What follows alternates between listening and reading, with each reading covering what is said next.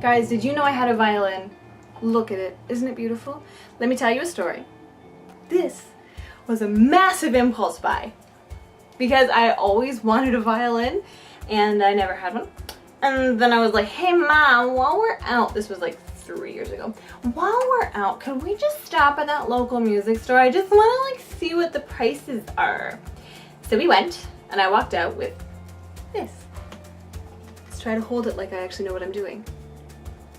And it's beautiful and I love it, and I'm going to give you a very special treat and serenade you because I know music, guys. Oh yeah, I know. See, you think I'm just a pretty face. Here goes. I'm gonna, because I'm not monetized and I'm not worried about ads, I'm gonna play You Raise Me Up by Josh Groban.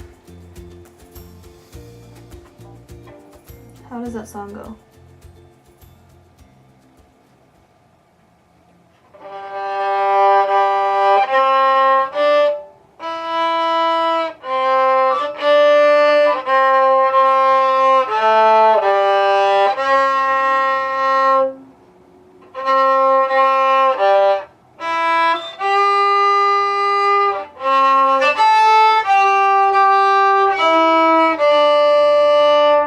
I'll just stop there.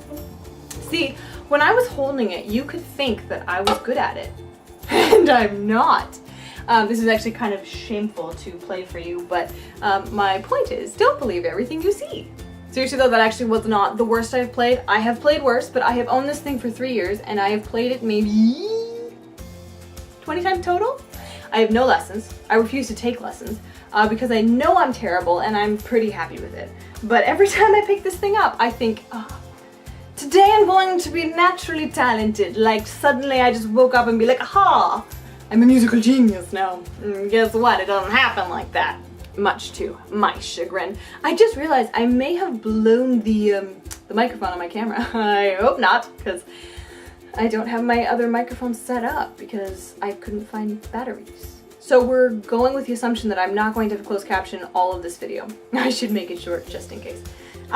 So as long as I was holding it and not playing it and standing there all beautifully, you could believe that I could play. You could believe that I could do that vibrating thing that people do on this thing to actually make it have vibration. Okay, watch. This is me trying. I almost broke a string. Yeah, I am terrible at it. I'm gentle with it, don't worry, I put it down very softly. I love it, but I don't put the time in that I should to play it. I probably could get better. I could probably get like remarkably much better in 10 years if I actually played it every single day. But I refuse to play when my family's around because I don't want them to make me leave. Because it sounds like a dying cow and I don't want to put them through that.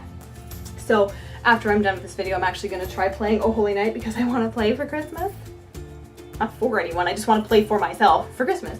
I want to play Christmas songs and I won't do it when people are around. So if I put the time in, yeah, I probably could get better, but I like the idea of I'm just going to pick it up and be good at it today. Does that sound familiar at all? I think we all pick up the Bible and think, or even better, don't pick up the Bible and think, I am going to be spiritually mature. God is going to bless me with spiritual maturity and the lack of desire to sin. I'm just not going to feel it today. And then we sin, or we do stupid things, or we just have no spiritual depth and we just think, why won't God give this to me? Okay, this is something that I have experienced because I like to think that these things like peace, patience, love, joy, you know, the fruits of the Spirit, I like to think that those are just going to happen. That the Spirit is going to give me these gifts, right? Because they're called gifts, which means they're just given to me and I don't have to work at it. It's actually not like that, is it? No! I know this because I like to think that I am just going to be patient one day. I'm going to just be good at patience. I'm going to be very loving to everyone I see. I'm going to see someone and think, I love you, because that's what the Spirit gave me. It doesn't work like that. I think we all sort of have this assumption that I'm just going to be mature. I'm going to be such and such. I'm going to be holy by breathing. and not doing anything to actually work at it. But oh my goodness, guys, it takes work. And we don't like that because we don't like having to work at something that we like to think is just going to be easy. It's just going to happen to us. It's going to be, you pray hard enough and God will just change my heart and he won't make me selfish. He'll take away all my selfishness and all of my pride. And it doesn't work. It takes work. And just like my beautiful violin, I can stand here and look authentic, and to everyone at my church, I could walk in looking just fine, and no one could even guess that I was struggling that week, or I didn't read my Bible a single time, or I really honestly don't even care anymore. I'd rather just be sitting at home watching TV than be sitting at church. Things like that, no one can see on the outside. We can say the things, we can sing the songs, we can nod along to the sermons, but nothing is actually getting in because we have not actually put in the time to make this something that we're actually good at, which is kind of a strange way of talking about Christianity. But yes, you have to get better at it. You have to grow. You can't just stay at, the baby level. You're supposed to grow in maturity and not be like little children.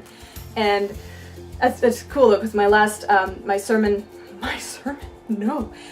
sermon at my church this past Sunday, our pastor was talking about ways that you can be childish and childlike, and God encourages us to be childlike in many ways, to be innocent and pure, and not to be childish, like being selfish or short-sighted and stuff like that.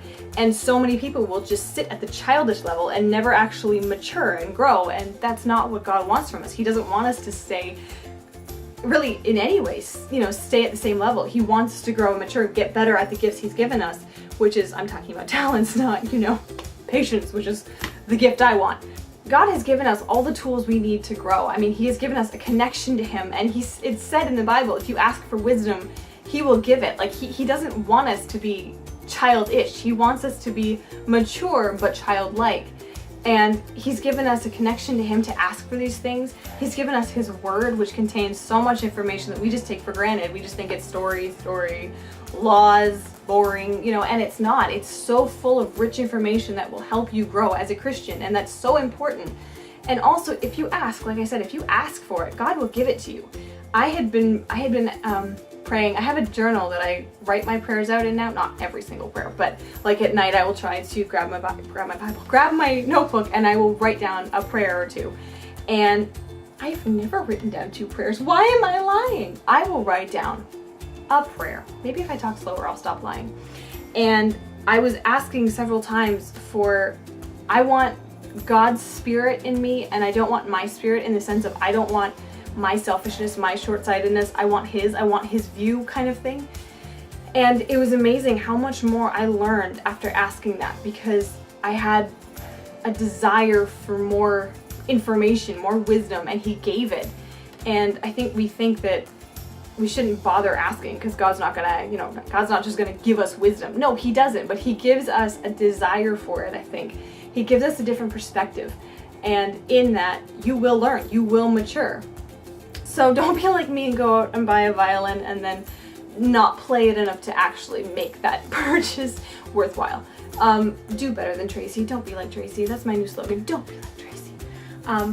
But I think the point stands, and it might be why I was, allowed to impulse buy so heavily, because it's a great lesson for me. When I look at this violin, I don't look at it as, I can make beautiful music. It's like, ooh, I wonder if I won't go quite as badly today. And if I kept working at it, I probably would do that horrible sound less. But I don't, so I do. And I don't want to be like that with the Bible. I don't want to be like that with Christianity, with something that is so incredibly, eternally important. I don't want to take it as unseriously as I take my violin, because I know my violin isn't important spiritually or eternally, but God is, and taking him seriously and growing in him is massively important and massively beneficial in ways you don't even know right now. All right, 10 minutes isn't too bad. I'm gonna wrap this up, you guys. Would you like an outro song? You're like, please, heavens no. Stop waiting to click the X button. I won't do it. I'll see you next week, guys. Aha! Farewell, auf Wiedersehen, goodbye. I'm really enjoying this whole not being monetized.